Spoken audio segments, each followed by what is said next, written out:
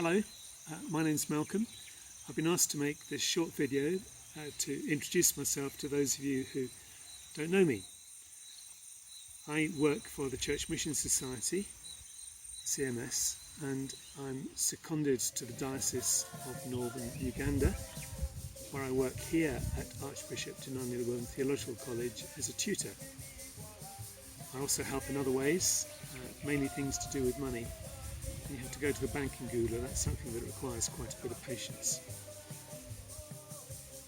I'm curate at Christ Church in Gulu.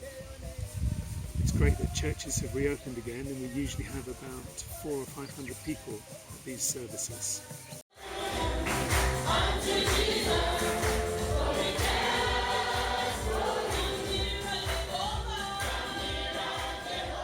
From time to time I also assist the bishop. Sometimes there is need to put words into what they call the Queen's English. Before the pandemic, I was visiting the prison several times a week, but that's all shut down now.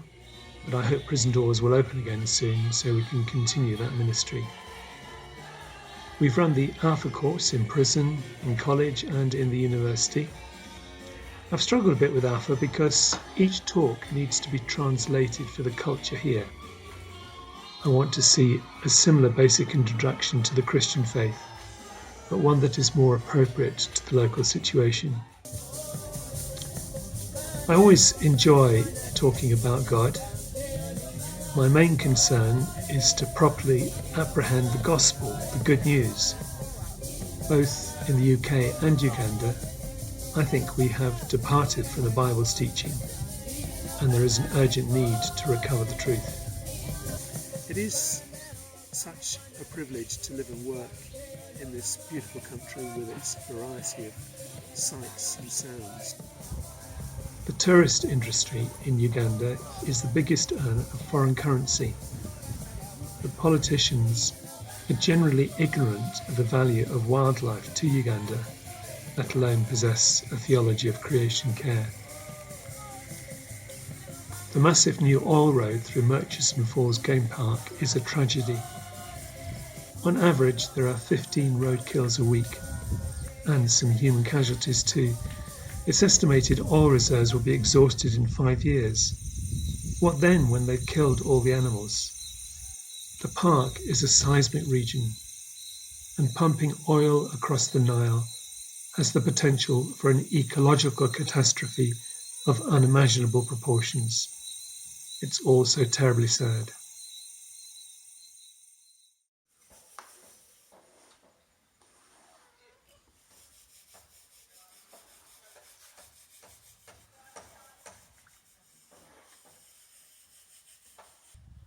At college, we are enormously thankful for the generosity of the Korean Church for the gift of a new library. Construction is progressing rapidly. There was typical joyful celebration when the ground was broken to commence the project. 2 groups of students have recently graduated either at diploma or certificate level. Some are going to locations where there is conflict, but all the parishes are tough placements one way or another.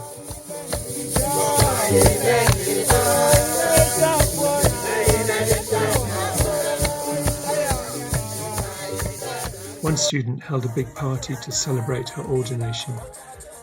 She did not possess the required academic qualifications, but the church saw a gift in her and supported her training.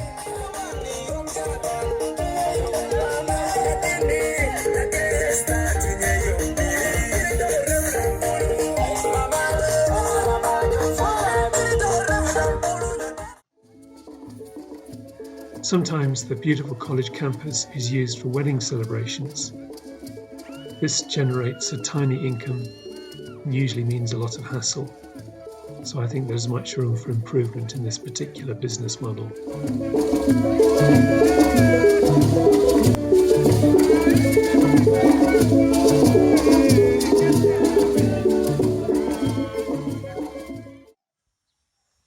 This is where I live with my chickens and my cats.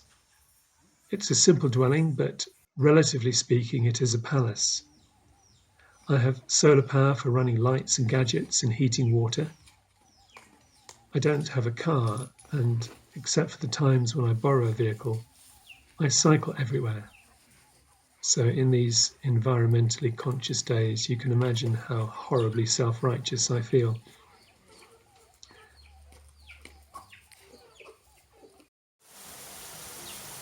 For much of the year, it rains at some point every day. This has been a great blessing because Ugandans have been able to dig their gardens and grow food during the lockdown. Nevertheless, prices have risen.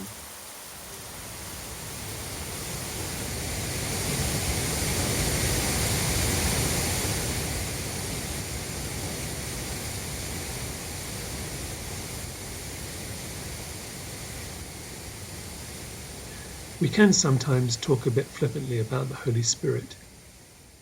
These waterfalls provide a good visual aid to the power of water and what it might mean to be drenched in the Holy Spirit.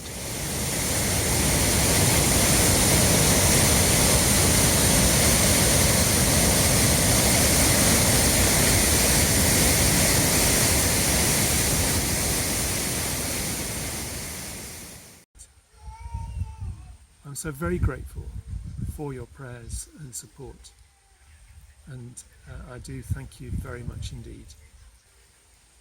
I do hope travel will become a lot easier soon and that you'll be able to see some of these wonders of Africa for yourself.